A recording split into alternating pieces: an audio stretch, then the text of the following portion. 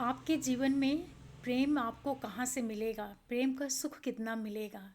कुंडली देख कर के आप कैसे जानें कि आपकी लाइफ में प्रेम का जो ज़रिया बनेगा, वो आपका विवाह बनेगा या कहीं और से आपको प्रेम मिलने वाला है? कैसे आप इसको चेक करेंगे? वो सब मैं आपको विस्तार से बताऊँ उसके पहले आप सभी दर्शकों का बहुत-बहुत स्वागत है डिवाइन एस्ट्रोलॉजी में। जो भी नए दर्शक जुड़ रहे हैं, आप लोगों का भी बहुत स्वागत है मेरे चैनल में। देखिए, ये कुंडली होती है, इसमें 12 भाव होते हैं। हर भाव अपने बारे में कुछ ना कुछ बताता है। तो किसी भी भाव से जो उसका चौथा भाव होता है, उसके सुख को दिखाता है। फर्स्ट हाउस आप खुद होते हैं और पांचवा जो भाव होता है वो आपका प्रेम होता है। सातवां भाव आपका विवाह होता है, पार्टनरशिप होता है। तो कोई भी व्यक्ति होता है, प्रेम से तो सभी परिचित हैं और सब चाहते भी हैं कि उनके जीवन में प्रेम रहे। अब यहाँ पर कोई आवश्यक नहीं है कि आप जो खुद हैं, आपका प्रेम आपके जीवन साथी से ही हो, क्योंकि ये जो भाव है ना, ये आपके दाम्पत्य मैरिड लाइफ का जो कॉन्ट्रैक्ट होता है उसको दिखाता है। और जिस तरह आपका सुख भाव आपका चौथा होता है, ठीक उसी तरह आपके विवाह का जो सुख होता है वो आपका 10वां भाव होता है।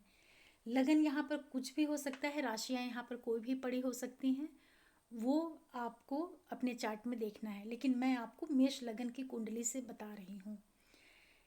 देखिए, ये जो पांचवा भाव है, यहाँ से आपके प्रेम का विचार किया जाता है।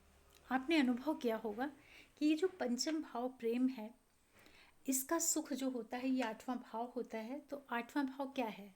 आठवां भाव गुप्त स्थान है, छिपा हुआ स्थान है। इसीलिए जब कोई व्यक्ति प्रेम करता है तो उस प्रेम में उसको सुख की अनुभूति तभी तक होती है जब तक उसका प्रेम गुप्त है, छिपा हुआ है, लोगों की दृष्टि में नहीं आया है। मतलब कि प्रेम तभी तक प्रेम है जब तक वो गुप्त है, लोगों लोगों को नहीं पता चल रहा है। तभी तक आपको अपने प्रेम में बड़ी खुशी मिलती है। जिस दिन आपका प्रेम लोगों के सामने आ जाता है, आपका प्रेम खत्म होने लगता है। ये सभी लोगों ने अनुभव किया होगा, विशेष रूप से जो लोग मैरिड पर्सन होते हैं। अब देखिए, आप खुद हैं तो प्रेम तो हर एक व्यक्ति चाहता है, जीवन में चाहता है कि उसके जीवन में प्रेम हो, उसको प्रेम की प्राप्ति हो, क्योंकि हम मनुष्य हैं तो भाई हमारी स्वाभाविक एक इच्छा होती है। लेकिन ये नहीं ज़रूरी होता है कि जो प्रेम है आपका, वो प्रेम आपका विवाह में बदल जाएगा कि नहीं, या जिससे आपका विवाह है उसी से आपको प्रेम होगा। एक तो होता है कि जिसके साथ हम रहते हैं तो रहते रहते उससे एक संबंध हो गया, लगाव हो गया, एक आत्मिक उससे रिश्ता जुड़ गया, वो प्रेम एक अलग प्रेम हो गया जो कि हमें परिवार से, समाज से मिलता है, जीवन साथी या पति पत्नी के रूप में। लेकिन जो वास्तव में कोई व्यक्ति प्रेम करता है या जीवन में प्रेम को महसूस करता है, तो ये फिफ्थ हाउस है। इसका जो संबंध होता है, उसका सुख स्थान आठवां गुप्त स्थान होता है। तो देखिए, जब भी आप किसी से प्रेम करते हैं तो आप उसको छिपाना चाहते हैं, आप नहीं चाहते कि आपके प्रेम के बारे में किसी को जानकारी हो, तब तक जब तक कि आप अपने प्रेम को विवाह में नहीं कन्वर्ट कर लेते। लेकिन अब ये भी ज़रूरी नहीं है कि जिससे आप प्रेम कर रहे हो उससे आपका विवाह हो ही जाए, क्योंकि प्रेम तो विवाह में तभी बदलेगा जब आपके लगन का संबंध पांचवें भाव और सातवें भाव से होगा, और वो भी शुभता की स्थिति में हो, कोई शुभ प्रभाव क्षेत्र में आए, तभी तो आपका प्रेम विवाह में बदले परिवर्तित हो सकता है, जो कि बहुत कम कुंडलियों में देखने को मिलता है। अधिकांशतः लग्न और सप्तम का संबंध से विवाह तो हो जाता है जीवन में, लेकिन विवाह में इसीलिए एक जिम्मेदारी की भावना होती है। यहाँ पर आपको बुद्धि और जो आत्मा का एक लगाव प्रेम होता है, वो पंचम भाव के इन्वॉल्वमेंट के बिना नहीं हो पाता है। तो पांचवें भाव का जो सुख स्थान होता है वो आपका आठवां भाव होता है, और आठवां भाव गड्ढे का स्थान है, छुपा हुआ स्थान है। तो देखिए, जिन लोगों के प्रेम में वासना आ जाती है, वासना का मतलब है कि आठवां भाव छुपा हुआ है ना, मतलब आप छुप करके किसी के साथ में रिलेशनशिप में हैं, तो वो प्रेम आपका कभी ना कभी प्रकट हो सकता है और फिर उससे आपको दुख मिले, बदनामी हो, या आपका जीवन प्रभावित हो जाए। ठीक है, तो इसलिए जब भी कभी आपके जीवन में प्रेम प्रवेश करे या प्रेम आपके जीवन में आता है, तो इस प्रेम को अनुभव करने के लिए, इस प्रेम की अनुभूति में जाने के लिए, चूँकि इसका सुख स्थान ये आठवां भाव होता है, तो आठवां भाव जो होता है ये साधनाओं का भी भाव होता है। मतलब कि जब आप किसी से प्रेम करिए तो वहाँ पर आप उसको साधना के तौर पर लीजिए। साधना के तौर पर लेने का मतलब हुआ कि आप अपने प्रेम में एक प्योरिटी रखिए। मतलब आपका किसी के प्रति लगाव है, झुकाव है, आकर्षण है, कुछ भी है आपका किसी व्यक्ति के प्रति, तो आप उसको शरीर के तल पर प्राप्त करने का प्रयास मत करिए, बल्कि आप उसको एक पूजा की तरह है, या एक जो बहुत ही पवित्र एक जो रिश्ता होता है, बंधन होता है, उसको मतलब बहुत आप प्योरीफाइड लेवल पर ले जा करके अपने प्रेम को रखिए। तब क्या होगा कि आपको अपने प्रेम में एक आंतरिक खुशी मिलेगी, शांति मिलेगी। मतलब आप चीज़ों को महसूस कर रहे हैं और आत्मा के तल पर भी आप अपने आप को परिपूर्ण पा रहे हैं, और आप अपने दाम्पत्य को भी नहीं प्रभावित कर रहे हैं। ठीक है। तो जब भी आपको शुद्ध सात्विक प्रेम चाहिए तो उसमें आप गुप्तता जो है, जो उसकी हिडन, जो उसकी सीक्रेसी है प्रेम की, उसको आप प्योरिटी में ले जा करके उसको साधना के फॉर्म में देखिए।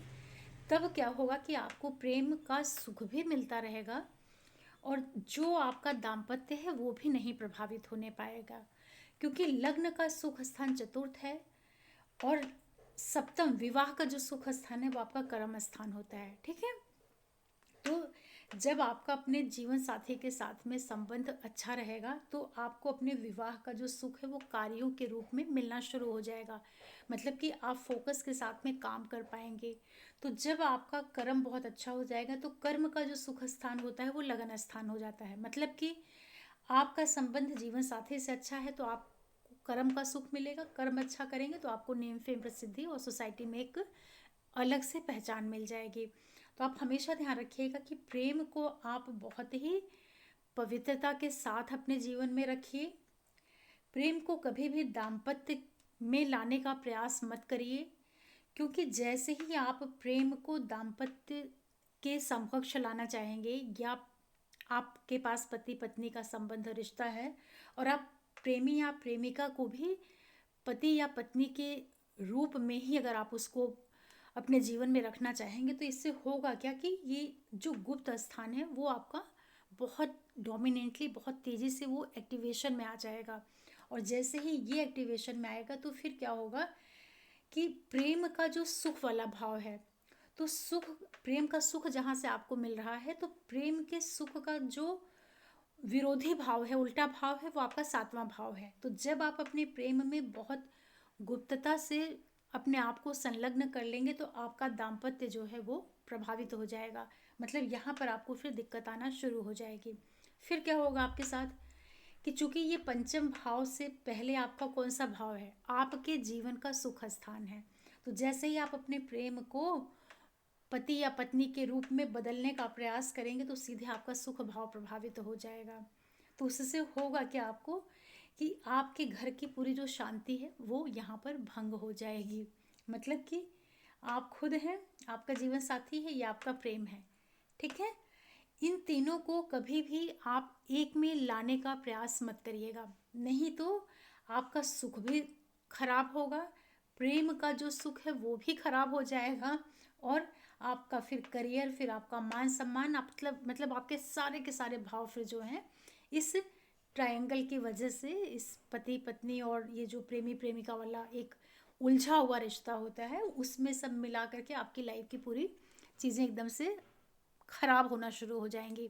इसलिए आप लोगों ने देखा होगा कि जिन लोगों के जीवन में प्रेम आए चला जाए ठीक है, प्रेम जिससे आप करें उसी से विवाह हो जाए फिर भी ठीक है, या जिससे आपका विवाह हो गया उसी को आप सब मान के उससे प्रेम करने लगिए तो भी ठीक है, लेकिन आप विवाहित हो करके प्रेम को अपने जीवन में दाम्पत्य के समानांतर चलाने का प्रयास करेंगे तो ना आपके पास प्रेम बचेगा, ना आपके पास दाम्पत्य बचेगा, ना आपके जीवन का सुख बचेगा, ना आपके जीवन में दाम्पत्य का जो सुख है वो मिलेगा। और अष्टम भाव चूंकि बदनामी का भाव होता है तो ये भाव भी उजागर हो जाता है। ठीक है, मतलब लाइट में आ जाता है। तो जब भी आपको ये देखना हो कि आपके प्रेम आपका प्रेम कहाँ छिपा है, तो आपका प्रेम, आपके प्रेम का जो सुख है ना वो 8वें भाव में छिपा हुआ है। इसलिए अपने प्रेम को हमेशा गुप्त रखिए, उसको आप जाहिर मत करिए, ठीक है, पब्लिक में मत लेकर के आइए। और उसको आप साधना के तौर पर लीजिए, मतलब कि उसको आप बहुत ऊंचा स्थान अपने जीवन में दीजिए। उससे शरीर का संबंध बनाने का प्रयास मत करिए, अदरवाइज वो प्रेम क्या होगा, साधना नहीं बन करके आप उसको बहुत ही हल्का, बहुत ही सतही बना देंगे, ठीक है। तो इस वजह प्रेम का अगर आपको जीवन पर्यंत सुख लेना है, आनंद लेना है, तो आप उसको पवित्रता के साथ रख लीजिए, ठीक है। रिश्ता है वो अपनी जगह है, लेकिन उसको बिल्कुल आप दूर से उसको अपने जीवन में महसूस कीजिए। उसको कभी भी दाम्पत्य की तरह पति पत्नी के समकक्ष ला करके उसको मत खड़ा करिए, ठीक है। नहीं तो आपका प्रेम भी जाएगा, शांति भी जाएगा और विवाह भी जाएगा। और उसके साथ साथ आपके 12 के 12 भाव जो हैं वो भी अफ्लिक्शन में आ जाएगा। तो मैं आशा करती हूँ कि आप समझ पा रहे होंगे कि आपके प्रेम का सुख कहाँ छिपा है। इसीलिए जब भी लग्न से अष्टम भाव में कोई भी पापी ग्रह बैठता है, जैसे मंगल, शनि, राहु, केतु, जब ये 8वां भाव पाप प्रभाव में आ जाता है, तो जो ऐसा व्यक्ति होता है उसके जीवन में जब कोई रिश्ता आता है ना, तो वो संभाल नहीं पाता, बहुत ज़्यादा वो पजेसिव हो जाता है और उससे शारीरिक स्तर पर जा करके 5वें से 7वें को अष्टम को मिला करके और 12वां भाव जो होता है वो बेडरूम को दिखाता है। इन सब का कनेक्शन करके वो सारी चीज़ों को डिस्ट्रॉय कर लेता है, ख़राब कर लेता है। इसीलिए आप इसको और इसको गुप्त रखिए, लेकिन प्योर रखिए, ठीक है। और ये जो आपका सप्तम भाव है विवाह और पार्टनरशिप का, इसको आप सबसे ज़्यादा प्रायोरिटी दीजिए, महत्व दीजिए। मतलब कि आप अपने पति और पत्नी को जीवन में सबसे ऊंचा स्थान दे दीजिए, मतलब कि उसके आगे आप सबको पीछे कर दीजिए, ऐसे आप समझ लो। मतलब कि दाम्पत्य को संभालना आपकी पहली जिम्मेदारी होनी चाहिए। प्रेम को संभालना आपकी जिम्मेदारी नहीं है। प्रेम को जब आप पूजा के तरीके से करने लगेंगे तो प्रेम आपको सुख देगा आत्मिक तल पर, लेकिन दाम्पत्य को अगर आप नहीं संभालेंगे तो आपका कर्म भी बिगड़ेगा, आपकी छवि भी खराब होगी, आप पूरी तरीके से ख़त्म हो जाएंगे। तो ये वीडियो आपको कैसा लगा, इसके बारे में आप लोग कमेंट करिएगा। हालांकि ये बहुत ही नॉर्मल चीज़ है, जो लोग एस्ट्रोलॉजी जानते हैं वो समझ जाते हैं कि सारे घटनाक्रम कैसे जुड़ रहे हैं, ठीक है। लेकिन प्रेम, चूँकि लोग इसको बहुत उससे देखते हैं ना कि मतलब कितनी महत्वपूर्ण चीज़ है, तो जब ये महत्वपूर्ण है तो आप उसको समझिए कि कैसे प्रेम को बचाया जाता है, कैसे प्रेम को जीवित रखा जाता है, कैसे प्रेम को गंदा नहीं किया जाता है। क्योंकि आजकल जो समय चल रहा है, अभी जो समय चल रहा है मॉडर्न टाइम, यहाँ पर प्रेम को लोग बहुत ही हल्के में ले लेते हैं। तो यहाँ पर बहुत हल्के में लेने की आवश्यकता नहीं है। आप मैरिड पर्सन हैं तो बहुत ही नैतिकता से, ईमानदारी से रहिए और अपने पूरे जीवन को संभाल करके रखिए। कैसा लगा वीडियो आप लोग ज़रूर बताइएगा। और आप सबके लिए मैं फिर से कोई वीडियो लेकर के आऊँगी इसी तरह, अलग अलग विषय पर, अलग अलग टॉपिक पे। आप लोग देखा करिए प्लीज़। और फिर कोई वीडियो लेकर के आती हूँ, तब तक के लिए ओम नमः शिवाय, नमस्ते।